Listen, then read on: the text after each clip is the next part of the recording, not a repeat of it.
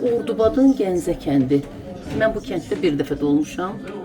İndi ikinci dəfədir ki, bu kəndə gəlirəm. Bu kəndin adət-ənənəsindən keçən dəfə danışmışdım. İndi bir maraqlı xüsusiyyəti də var.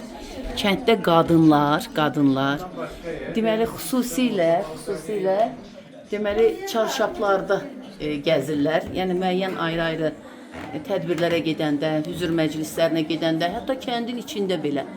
Yəni o qədər maraqlıdır. İndi siz görürsünüz bu xanımları.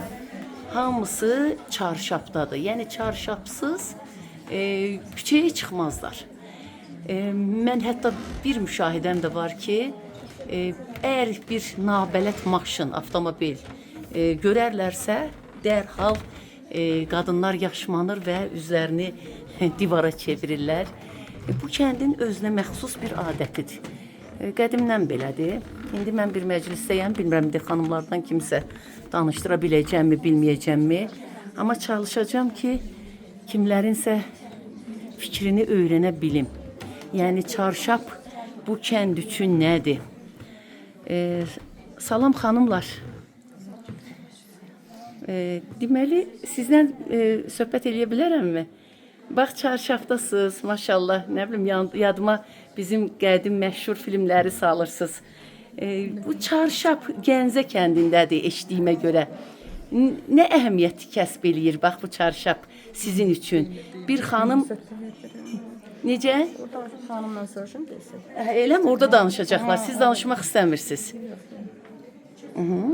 Xanımlardan kim danışacaq? Dilşad xala. Hər kəs də burada deyəsən danışmaq istəmir. Elə mi? Salam, necəsiz? Dilşad xala. Çox sağ olun. Mən bu kənddə qadınlarımızın hamısını çarşafda görürəm. Çox maraqlı gəldi. Dedilər ki, Naxçıvanın, Ordubadın bəzi kəndləri deyəsən var, amma Gəncədə xüsusilə var. Çarşaf nə məna kəsb eləyir Ordubadlı xanım üçün, qadın üçün, Gəncəli qadın üçün? Birinci çadıra abırdır, həyadır, ismətdir. Bizim kəndimiz Hacılar kəndidir. Bütün kişilər hamısı hacı gedib gəliblər. Onların xanımları da onlara hörmət mənasında özləri də elə həmişə abırı, isməti, həyanı qoruyublar. Çarşaf bizim üçün abırdır, həyadır, ismətdir, hər bir şeyimizdir. Ona görə bizim kəndimizin belə adi cavan gəlinləri də çarşafdan heç vaxt imtina eləməyiblər. O bizim yəni könüllü seçiblər. ənənəmizdir. Eləmi? Könüllü seçirlər də. Yəni Könüllüdür, bəli. gəlinə Heç bir deyirsizmi ki, məsul mütləq deyil. bunu bağlamaq lazımdır? Yox, özləri elə Özləri. seçirlər. Yox, könüllü seçirlər.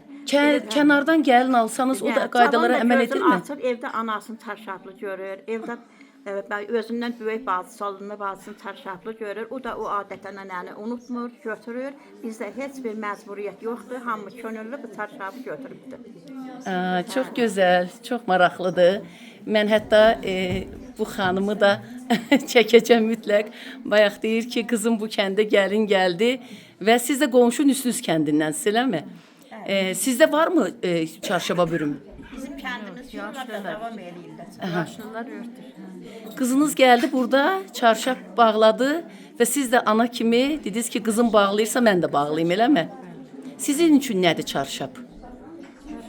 Elə bacım dediyi kimi abır, həya, ismətlə elə də. İndi mənim çarşafım yoxdur, mənə abırsız sayırsınız. Yox, yox. Hər yerin bir dabı var da. Buranın dabı. Adətidir. Yəni nənələrimiz, nə bilim, analarımız necədirsə, biz də bunu etməliyik. Bu, yəni sadəcə belə tədbir, mərasimlər üçündürmü? Yoxsa küçəyə çıxanda bir mənalı olaraq mütləq çarşafı başınıza atmalısınızmı? Həmişə, eləmi? Aydındır. Mən sizə təşəkkür edirəm. Çox sağ olun.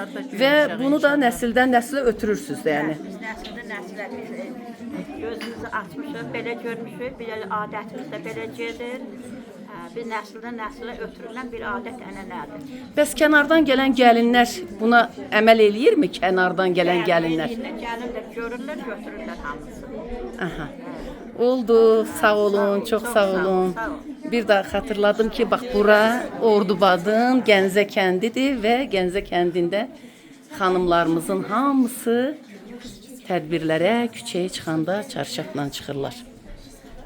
Maraqlı, gözəl bir kənddir.